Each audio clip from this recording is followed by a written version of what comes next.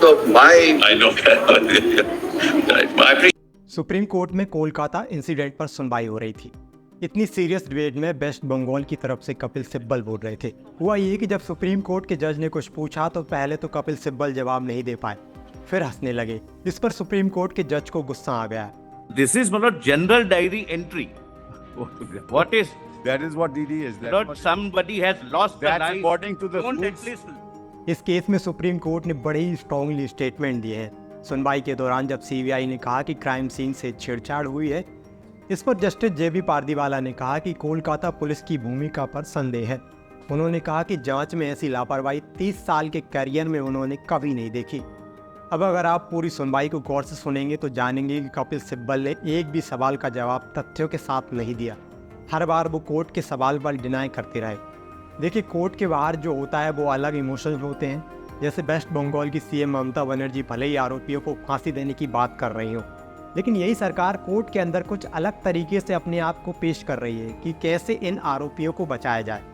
अब आपको court room के अंदर क्या हुआ वो बताता हूँ। दरअसल कोर्ट की सुनवाई इंग्लिश में होती है, इसलिए मैं आपको उसे हिंदी में बताता हूँ।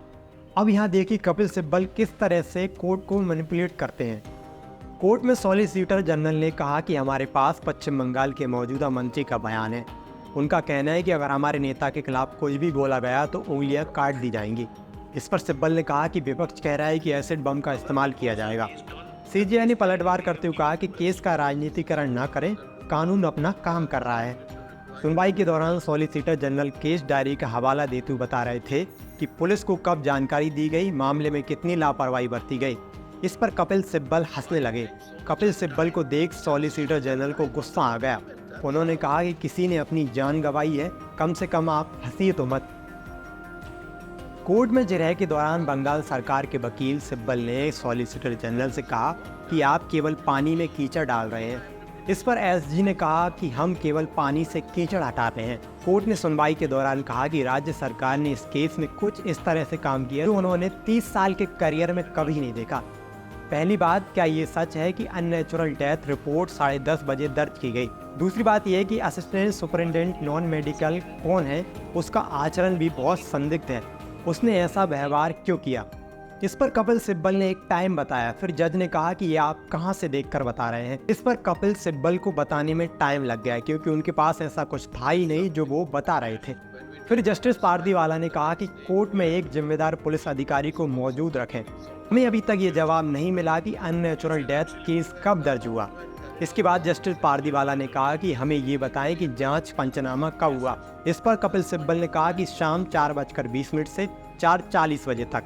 फिर एससी ने कहा कि हमारे पास जो रिपोर्ट है उससे पता चलता है कि जांच पंचनामा और पोस्टमार्टम के बाद अननेचुरल डेथ केस दर्ज हुआ। इस बात को सिब्बल ने डिनाई कर दिया। जस्टिस पारदीवाला ने कहा कि जब आप पोस्टमार्टम करना शुरू करते हैं तो इसका मतलब ये है कि ये अप्राकृतिक मौत का मामला है। ये बहुत आश्चर्यजनक है कि अननेचुरल डेथ दर्ज करने से पहले पोस्टमार्टम किया जाता है। फिर उन्होंने कहा कि बेजिम्मेदारी से बयान दें, जल्दबाजी में कोई बयान ना दें। सिब्बल से सीजीआई बोले कि एक पहलू बेहद परेशान करने वाला है। मौत की वजह अननेचुरल डेथ की एंट्री सुबह 10:10 बजे की गई। क्राइम सीन की सुरक्षा, सबूत जुटाने आदि का काम रात 11:30 बजे किया गया। तब तक क्या हो रहा था? सिब्बल ने कहा कि मेरे पास हर मिनट की टाइमलाइन है कि क्या क्या कब हुआ है। सीजीआई ने कहा कि आपके पास पोस्टमार्टम रिपोर्ट है? तो सॉलिसिटर जनरल ने कहा है कि हाँ, इसे पुलिस ने दिया था। सॉलिसिटर जनरल ने कहा कि सीनियर डॉक्टरों, पीड़ित के सहकर्मियों ने वीडियोग्राफी के लिए कहा। इसका मतलब है कि उन्हें लगा कि मामले को छिपाया जा रहा है।